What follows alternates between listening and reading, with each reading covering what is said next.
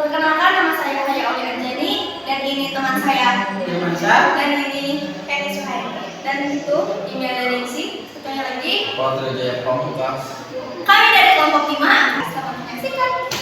Kami di sini akan menjelaskan materi tentang statistika. Apa itu statistika? Statistika adalah ilmu tentang cara mengumpulkan, menabulasi, menggolong-golongkan, menganalisis, dan mencari keterangan yang berarti dari data yang berupa angka.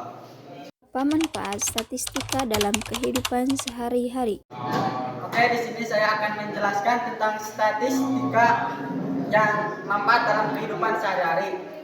Sebagai alat untuk memproses, penelitian atau analisis data karena menyediakan angka-angka yang diperoleh dari berbagai metode seperti survei dan perhitungan jumlah atau frekuensi.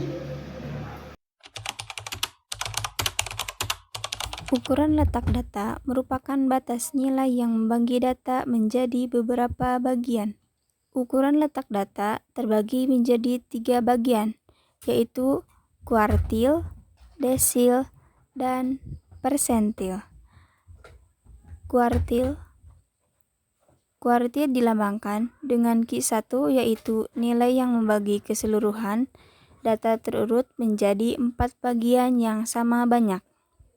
Ada 3 jenis kuartil, yaitu Q1 bawah, Q2 tengah, dan Q3 atas.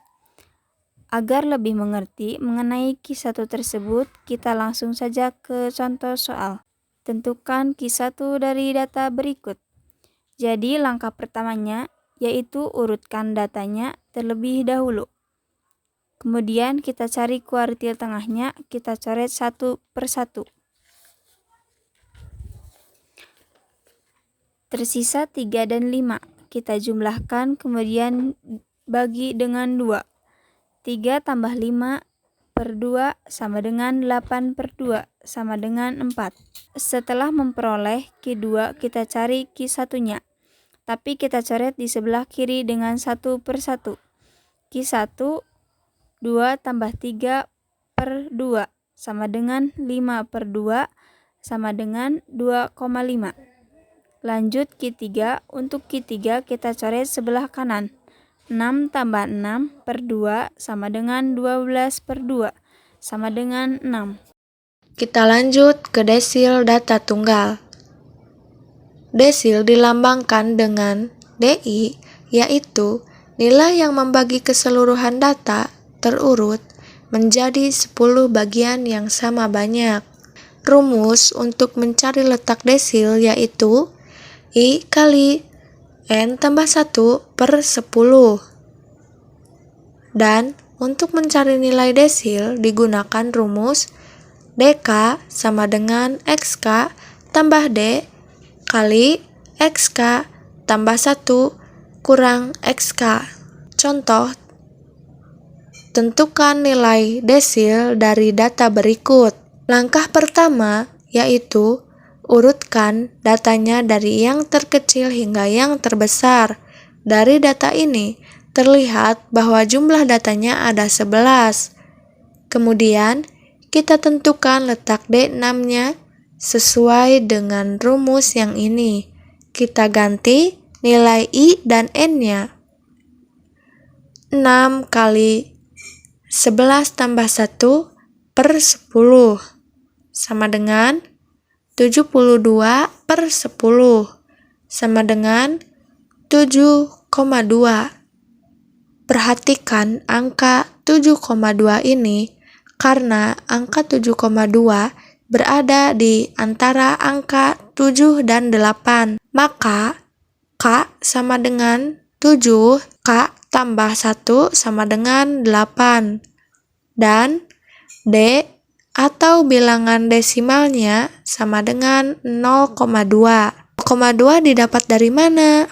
Jadi 0,2 didapat dari sini ya adik-adik. Cukup ditambahkan 0 di bagian depannya. Setelah mengetahui letak desilnya, sekarang kita sudah bisa menentukan nilai desilnya. D6 sama dengan X7 tambah 0,2 kali X8 kurang X7 sama dengan 5 tambah 0,2 kali 6 kurang 5 sama dengan 5 tambah 0,2 kali 1 sama dengan 5 tambah 0,2 sama dengan 5,2.